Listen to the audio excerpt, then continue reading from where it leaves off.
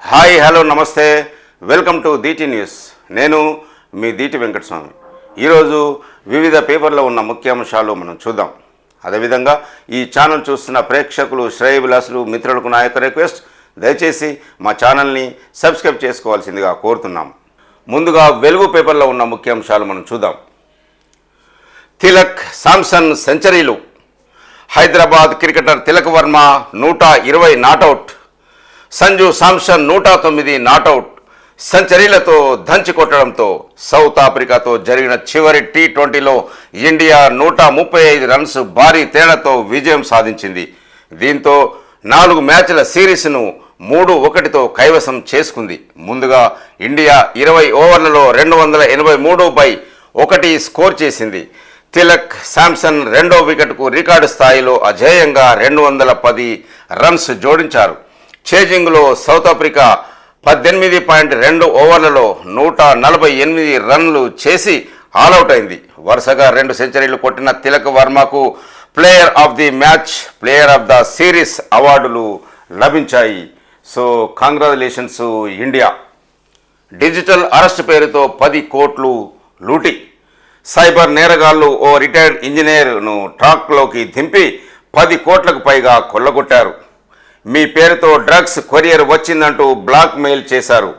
Digital arrest అని చెప్పి 8 గంటల పాటు నిర్బంధించారు. కొడుకు, బిడ్డలను టార్గెట్ చేస్తామని బెదిరించి డబ్బంతా ట్రాన్స్ఫర్ చేయించుకుని వదిలేశారు అంటూ ఒక మోసపూరితమైన న్యూస్ మనం చూస్తున్నాము. ఈ మధ్యలో ఫేక్ కాల్స్, ఫేక్ మెసేజ్ వస్తున్నాయి. ఆ లింక్స్ ఓపెన్ చేస్తే మోసపోతాము. 100 కోట్లు గాడిద పాలు అంటూ ఒక విచిత్రమైన న్యూస్ మనం చూడొచ్చు. ఒక్కొక్క గాడిదను 1,50,000కు అమ్మిన ఢంకీ ప్యాలెస్. లీటర్ పాలు 1600కు కొంటామని ఆశపెట్టిన సంస్థ 400 మంది రైతుల నుంచి భారీగా వసూళ్లు. 3 నెలలు పైసలిచ్చి పరార్. తెలంగాణ సహా 4 రాష్ట్రాల్లో మోసాలు లబోదిబోమంటున్న బాధితులు. గాడిదల పాల పేరుతో ఒక సంస్థ ఘరానా మోసానికి పాల్పడింది. ఈ పాలతో భారీ లాభాలు పొందొచ్చంటూ తమిళనాడుకు చెందిన డాంకీ ప్యాలెస్ అనే సంస్థ ఏకంగా 400 మంది నుంచి డబ్బులు వసూలు చేసింది. తమిళనాడు, కర్ణాటక, ఆంధ్రప్రదేశ్, తెలంగాణ రాష్ట్రాల్లో అమాయకులకు ఆశపెట్టి తమ దగ్గర గాడిదలు తీసుకుంటే వాటి పాలను లీటర్కు 1600 చొప్పున కొంటామని నమ్మబలికింది.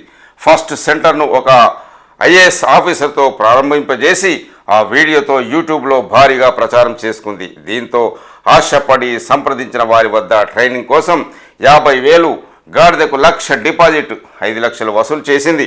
ఇలా సుమారు 100 కోట్లకు పైగా కాజేసింది. కొద్ది నెలల తర్వాత గాడిద పాలు కొన్న తర్వాత ఆపేయడంతో బాధితులు ప్రశ్నించారు. చెక్కులు ఇచ్చి అప్పుడు తప్పించుకుంటున్న నిందితులు ఇప్పుడు పత్తా లేకుండా పోయారు. దీంతో బాధితులు శుక్రవారం హైదరాబాద్ సోమాజిగూడ ప్రెస్ క్లబ్లో సమావేశం నిర్వహించారు. తాము అన్యాయమైపోయామని 18 నెలలుగా పోరాడుతున్నామని, అయినా న్యాయం జరగడం లేదని బాధితులు లబోదిబోమంటున్నారు. కాబట్టి ఇలాంటి మోసాలను పోలీసులు అరికట్టాలని బాధితులు కోరుతున్నారు. పుట్ల కొద్దీ సన్న వడ్లు. మార్కెట్కు పోటెత్తుతున్న ధాన్యం. 500 బోనస్తో భారీగా పెరిగిన సన్నాల సాగు. పోయినేడు 25.5 లక్షల ఎకరాలు, ఈసారి 40.44 లక్షల ఎకరాలు. ఇప్పటిదాకా సన్నాలు, దొడ్డు వడ్లు కలిపి 10.80 లక్షల టన్నుల కొన్న ప్రభుత్వం రైతులకు ఇప్పటిదాకా 622 కోట్లు చెల్లింపు. బోనస్ కింద 115 కోట్లు. పోయినేడు ఈ టైం వరకు 9.35 లక్షల టన్నులు కొనుగోలు చేసిన గత సర్కారు అంటూ మనం ఒక న్యూస్ చూడొచ్చు. రాష్ట్రంలో సన్న రకాలకు సర్కారు ప్రోత్సాహం కల్పించడంతో మార్కెట్లోకి సన్నధాన్యం పోటెత్తుతుంది. ఈ సీజన్ ముందే సన్నవడ్లకు కలిపి మద్దతు ధరతో పాటు 500 బోనస్ చెల్లిస్తామని ప్రభుత్వం ప్రకటించింది. దీంతో సన్నాల సాగు భారీగా పెరిగి పుట్ల కొద్దీ పంట మార్కెట్కు వస్తుంది. వడ్ల కొనుగోళ్ల కోసం రాష్ట్ర వ్యాప్తంగా 7,500 సెంటర్లు ఏర్పాటు చేసిన సర్కారు అంటూ ఒక న్యూస్ మనం చూడొచ్చు. ప్రతి గింజ కొంటాం అంటున్న మంత్రులు. రైతులెవరూ ఆందోళన చెందొద్దు అంటున్న మంత్రి తుమ్మల నాగేశ్వరరావు. సంక్రాంతి నుంచి సన్న బియ్యం పంపిణీ చేస్తాం. కేబినెట్ సబ్ కమిటీ రిపోర్టు వచ్చాక రైతు భరోసా ఇస్తామని వెల్లడి. సంపత్తి వస్తుందని అరెస్టు కోసం కేటీఆర్ పాకులాట అంటున్న మంత్రి శ్రీధర్ బాబు. గిరిజన రైతులను అడ్డం పెట్టుకుని రాజకీయాలు చేయొద్దని హితవు. సమగ్ర సర్వే 44% పూర్తి అయింది అంటున్న సీఎం రేవంత్ రెడ్డి. సీఎంకు వివరించిన అధికారులు సర్వేకు ఆటంకం కలిగిస్తే చర్యలు అంటున్న సీఎం నిర్ణీత సమయంలో పూర్తి చేయాలని అధికారులకు ఆదేశం. లగిచెర్ల నిందితులతో కేటీఆర్ ములాఖాత్. సంగారెడ్డి జైలుకెళ్లి పరామర్శించిన బీఆర్ఎస్ వర్కింగ్ ప్రెసిడెంట్ కేటీఆర్. దాడిలో పాల్గొన్న కాంగ్రెసులను వదిలేసి బీఆర్ఎస్ కార్యకర్తలను టార్గెట్ చేస్తున్నారు అంటున్న కేటీఆర్. రేవంత్, నీ పదవి 5 ఏళ్లు, అప్పటిదాకా కుర్చీలో ఉంటావో ఉండవో, అధికారంలోకి వచ్చాక ఏం చేయాలో మాకు తెలుసని కేటీఆర్ విమర్శలు చేశారు. కేంద్ర మంత్రులు ఎవరిని కేటీఆర్ కలవలేదు అంటున్న కేంద్ర మంత్రి కిషన్ రెడ్డి. ఆయన అరెస్టును మేము అడ్డుకుంటలేం అంటున్న కిషన్ రెడ్డి. కేసీఆర్ తరహాలోనే రేవంత్ దోపిడీ, మూసి పక్కన 3 నెలలు ఉండేందుకైనా సిద్ధమని కేంద్ర మంత్రి కిషన్ రెడ్డి వెల్లడి. రాష్ట్ర సర్కారుపై రిటైర్మెంట్ల భారం. మార్చి నాటికి 10,000 మంది ఉద్యోగులు పదవి విరమణ. గత సర్కారు 3 ఏళ్ల పెంపుతో ఇప్పుడు కొనసాగుతున్న రిటైర్మెంట్లు. ఖజానాపై ఏటా 5,000 కోట్ల దాకా అదనపు భారం. ఆదాయంలో 35% పైగా జీతభత్యాలు, పింఛన్లకే. రాష్ట్రంలో ఈ ఆర్థిక సంవత్సరం ముగిసే కల్లా, అంటే రానున్న మార్చి నాటికి దాదాపు 10,000 మంది ఉద్యోగులు పదవి విరమణ చేరున్నారు. ఇప్పటికే ఏడాది ఏప్రిల్ నుంచి జూలై నాటికే 4,405 మంది ఉద్యోగులు రిటైర్డ్ అయ్యారు. దీంతో రాష్ట్ర ఖజానాపై అదనంగా 1,500 కోట్ల మేర భారం పడుతున్నట్లు ఆర్థిక శాఖ అంచనా వేస్తుంది. రాష్ట్ర ఆదాయం దేనికెంత ఖర్చు అవుతుందనే వివరాలను ఆర్థిక శాఖ నుంచి సీఎం రేవంత్ రెడ్డి ఇటీవల తెప్పించుకున్నారు. ఇందులో జీతాలు, పెన్షన్లు, రిటైర్మెంట్ బెనిఫిట్స్ వంటి వాటికే ఎక్కువ మొత్తం వెళ్తున్నది. గత బీఆర్ఎస్ ప్రభుత్వం ఆర్థిక భారం తప్పించుకునేందుకు ఉద్యోగుల పదవి విరమణ వయస్సు 58 సంవత్సరాల నుంచి 61కి పెంచింది అంటున్న ప్రభుత్వం. సబ్ రిజిస్ట్రార్ ఆఫీసులో కంప్లైంట్ బాక్సులు పెట్టండి. రాష్ట్ర ప్రభుత్వానికి హైకోర్టు ఆదేశం. ఫిర్యాదులను ఉన్నతాధికారులు పరిశీలించాలి. సమస్య నిజమని తేలితే చర్యలు చేపట్టాలని ప్రభుత్వానికి హైకోర్టు సూచనలు. ఈ నెల 19న వరంగల్లో సీఎం పర్యటన. కాంగ్రెస్ సర్కారు ప్రజాపాలన విజయోత్సవాల్లో భాగంగా సభ. మంత్రి సురేఖ, సీఎం సలహాదారు వేం నరేందర్ రెడ్డి రివ్యూ. కాంగ్రెస్ ప్రభుత్వ ప్రజాపాలన విజయోత్సవాల్లో భాగంగా ఈ నెల 19న సీఎం రేవంత్ రెడ్డి వరంగల్లో పర్యటించనున్నారు. ఈ సందర్భంగా కాళోజీ కళాక్షేత్రం ప్రారంభించడంతో పాటు పలు అభివృద్ధి కార్యక్రమాలకు శ్రీకారం చుట్టనున్నారు. ఆర్ట్స్ కాలేజీ గ్రౌండ్లో ఏర్పాటు చేసిన బహిరంగ సభలో సీఎం రేవంత్ ప్రసంగిస్తారు. రాష్ట్రంలో ప్రభుత్వం ఏర్పాటై ఏడాది పూర్తి కావస్తున్న నేపథ్యంలో ప్రజాపాలన విజయోత్సవాల్లో భాగంగా మహిళా స్వయం సహాయక బృందాలు, జిల్లా గ్రామ సమైక్య సంఘాల సభ్యులకు వివిధ శాఖల వారీగా ఆస్తులను పంపిణీ చేయనున్నారు. సీఎం వరంగల్ పర్యటనపై సెక్రటేరియట్లో అధికారులతో మంత్రి కొండా సురేఖ, సీఎం సలహాదారు వేం నరేందర్ రెడ్డి, సిఎస్ శాంతికుమారి రివ్యూ నిర్వహించారు. రూట్ మ్యాప్, వేదిక ఏర్పాట్లు, పార్కింగ్ తదితర లాజిస్టిక్ అంశాలు, భద్రతా పరంగా తీసుకోవాల్సిన జాగ్రత్తలపై, చర్యలపై చర్చించారు. ఎలాంటి లోటుపాటు తలెత్తకుండా ముందు జాగ్రత్త చర్యలు తీసుకోవాలని సూచించారు. సీఎం పర్యటనను అందరం కలిసి దిగ్విజయం చేయాలని అన్నారు. మహిళలు ఎక్కువ దూరం నడవకుండా పక్కగా పార్కింగ్ ఏర్పాటు చేయాలని అధికారులను ఆదేశించారు. మహిళలు, చిన్నారుల సంక్షేమానికి కాంగ్రెస్ ప్రభుత్వం ఏడాదిలో చేపట్టిన అభివృద్ధి కార్యక్రమాలపై ప్రజలకు విజువల్స్ ద్వారా అవగాహన కల్పించాలని వేం నరేందర్ రెడ్డి సూచించారు. గ్రామాన విస్తృతంగా ప్రచారం చేయాలని పేర్కొన్నారు. ఈ సమావేశంలో స్పెషల్ సిఎస్ వికాసరాజు, ప్రభుత్వ సలహాదారు శ్రీనివాసరాజు, ఇతర ఉన్నతాధికారులు పాల్గొన్నారు. కేటీఆర్కు మతి భ్రమించింది అంటున్న tourism chairman Patel Ramesh Reddy comment. అధికారం పోయాక కేటీఆర్కు మతి భ్రమించిందని రాష్ట్ర tourism corporation chairman Patel Ramesh Reddy అన్నారు. శుక్రవారం గాంధీ భవన్లో మరో 2 కార్పొరేషన్ చైర్మన్లు రామరెడ్డి, జైపాల్లతో కలిసి రమేష్ రెడ్డి మీడియాతో మాట్లాడారు. కేటీఆర్కు ఇంకా అధికార దాహం తగ్గలేదని ఫైర్ అయ్యారు. జైలుకు వెళ్లాల్సి వస్తుందని భయపడే కేటీఆర్ ప్రభుత్వాన్ని అస్థిరపరిచే కుట్రకు పాల్పడ్డాడని ఆరోపించారు. పట్నం నరేందర్ రెడ్డికి కేటీఆర్ డైరెక్షన్ ఇవ్వడంతోనే లగచెర్ల దాడి జరిగిందన్నారు. ఈ ఘటనలో కేటీఆర్ ఎవరి ప్రమేయం ఉన్నా చర్యలు తప్పవని వారు హెచ్చరించారు. మేము ఎవరిని జైల్లో పెడతామని అంటలేం, కానీ తప్పు చేసిన వాళ్లకు ఖచ్చితంగా చర్యలు ఉంటాయి అంటున్న మంత్రి పొన్నం. సిరిసిల్ల జిల్లాలో నేతన్నల సమస్యలు పరిష్కరిస్తామని మంత్రి హామీ. రాష్ట్రంలో చట్టం తన పని తాను చేసుకుపోతుందని, చట్ట పరిధిలో జరిగిన తప్పులను ఖచ్చితంగా చర్యలు ఉంటాయని మంత్రి పొన్నం ప్రభాకర్ అన్నారు. మేము ఎవరిని జైల్లో పెడతామని అనడం లేదు. గత బీఆర్ఎస్ ప్రభుత్వంలో కొంతమంది నాయకులు వాళ్ళను జైల్లో పెడతాం, వీళ్ళని జైల్లో పెడతాం అన్నారు, కానీ తాము అలా అనడం లేదు. వికారాబాద్ కలెక్టర్పై జరిగిన దాడిలో గిరిజన రైతులు, సామాన్యులు ఉన్నారని కొంతమంది చెబుతున్నారు. వారికి కలెక్టర్పై దాడి చేసేంత ధైర్యం ఉంటుందా? దాడి చేసిన సురేష్ మా పార్టీ కార్యకర్తే అని బీఆర్ఎస్ ఒప్పుకుంది. ఈ ఘటన దర్యాప్తు సంస్థలు వాటి పని అవి చేస్తున్నాయని, కలెక్టర్పై దాడి చేయించిన వారిపై చర్యలు ఉంటాయని పేర్కొన్నారు. మరొక వైపు ఫార్ములా ఈ కార్ రేసుకు సంబంధించిన వివరాచరణ కూడా జరుగుతుందని చెప్పారు. ఈ ఘటనకు సంబంధించి తమను జైల్లో వేస్తారేమోనని కొంతమంది సింపతి పొందడానికి ప్రయత్నిస్తున్నారని విమర్శించారు. అసలు కేంద్ర మంత్రి పదవికి కిషన్ రెడ్డి అర్హుడా అంటూ పొన్నం ప్రభాకర్ విమర్శలు చేశారు. మూసీ పరివాహక ప్రాంతాల్లో నేడు బీజేపీ నాయకుల బస. రేపు ఉదయం 9 వరకు బాధితుల వద్దే 20 బస్తీల్లో నేతల నిద్ర, అక్కడే భోజనం. అంబర్పేటలో బస చేరున్న కిషన్ రెడ్డి అంటూ ఒక న్యూస్. బీజేపీ నేతలు మూసీ పరివాహక ప్రాంతాల్లో శనివారం పర్యటించనున్నారు. సాయంత్రం 4 గంటల నుంచి ఆదివారం పొద్దున 9 గంటల వరకు అక్కడే బస చేస్తారు. ఎంపీలు, ఎమ్మెల్యేలు, పార్టీ ముఖ్య నేతలంతా ఈ కార్యక్రమంలో పాల్గొంటారని బీజేపీ వర్గాలు శుక్రవారం ప్రకటించాయి. మూసీ పరివాహక ప్రాంతంలో 20 బస్తీలు, 20 మంది కీలక నేతలు బస చేస్తారని ఆ పార్టీ లీడర్లు తెలిపారు. ఆయా బస్తీవాసులు ఎదుర్కొంటున్న ఇబ్బందులను అడిగి తెలుసుకుంటారు. అదేవిధంగా మూసీ పరివాహక ప్రాంత ప్రజలందరికీ తామున్నామని భరోసా ఇవ్వడంతో వారు ముందుకు వచ్చారు. శనివారం రాత్రంతా బస్తీవాదుల వద్దే ఉంటారు. ఆదివారం ఉదయం అక్కడే టిఫిన్ చేసి మూసీ బాధితులతో రచ్చబండ నిర్వహిస్తారు. కేసీఆర్ నాయకత్వాన్ని బలపరిచే కుట్ర అంటున్న MLA KP Vivekananda. Congress party అన్ని వర్గాలను మోసం చేసి అధికారంలోకి వచ్చిందని బీఆర్ఎస్ ఎమ్మెల్యే కేపీ వివేకానంద ఆరోపించారు. 11 నెలలుగా రాష్ట్రంలో ఆటవిక పాలన సాగుతుందన్నారు. సీఎం రేవంత్ రెడ్డి ఇప్పటివరకు తన మార్కు చూపలేకపోయారని తెలిపారు. శుక్రవారం ఆయన తెలంగాణ భవన్లో మీడియాతో మాట్లాడుతూ కేసీఆర్ నాయకత్వాన్ని బలహీనపరిచేందుకు రేవంత్ కుట్రలు చేస్తున్నారని, కేటీఆర్, హరీష్ రావులపై బురద జల్లుతున్నారని తెలిపారు. సీఎం రేవంత్ రెడ్డి బండి సంజయ్తో కలిసి బీఆర్ఎస్ను లేకుండా చేయాలని చూస్తున్నారని మండిపడ్డారు. సీఎం రేవంత్ సొంత నియోజకవర్గంలో అతిపెద్ద ఘటన జరిగిన బండి సంజయ్ ఎందుకు నోరు విప్పడం లేదని ఆయన ప్రశ్నించారు. రేపటి నుంచి గ్రూప్ 3 ఎగ్జామ్స్. 2 రోజుల పాటు 3 పేపర్లు అటెండ్ కానున్న 5,36,395 మంది. రాష్ట్రంలో 1,401 పరీక్షా కేంద్రాలు. రాష్ట్రంలో రేపటి నుంచి గ్రూప్ 3 పరీక్షలు ప్రారంభం కానున్నాయి. 2 రోజుల పాటు 3 పేపర్లకు ఎగ్జామ్స్ నిర్వహించనున్నారు.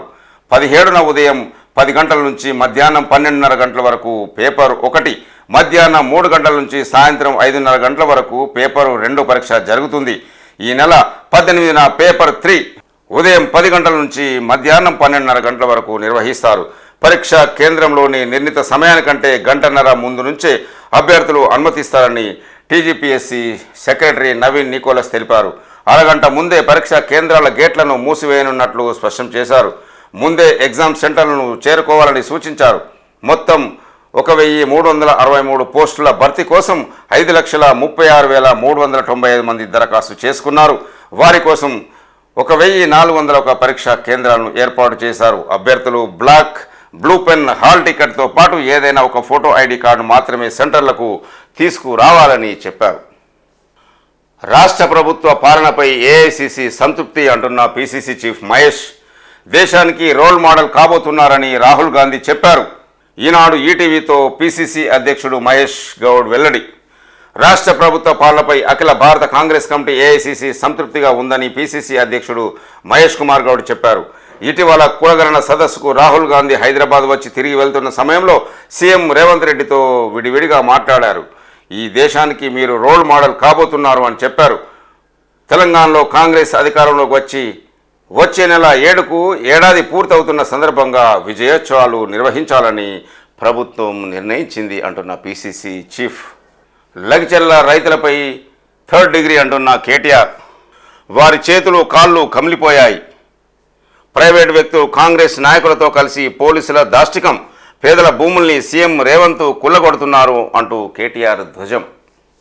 4,000 మహిళా సంఘాలకు సౌరశక్తి. ప్రజాభవన్ ఆవరణలో ఉన్నతాధికారులతో అనిల, సందీప్ సుల్తానియా, లోకేష్ కుమార్, దివ్యలతో సమావేశమైన ఉప ముఖ్యమంత్రి బట్టి విక్రమార్క.